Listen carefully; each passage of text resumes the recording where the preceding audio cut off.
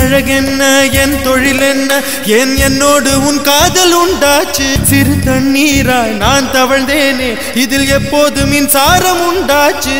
பெண்ணே பெண்ணே ராவோடும் பகலோடும் உந்தன் ஞாபக தொல்லை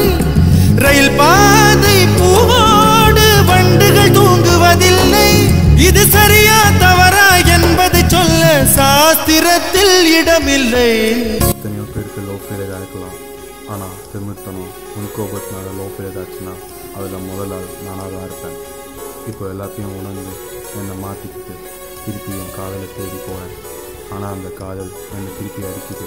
என்னை விட்டு விலகி போகுது அந்த காதல் எனக்கு மறுபடியும் கிடைக்கும் வரை நான் காத்திருக்கேன்.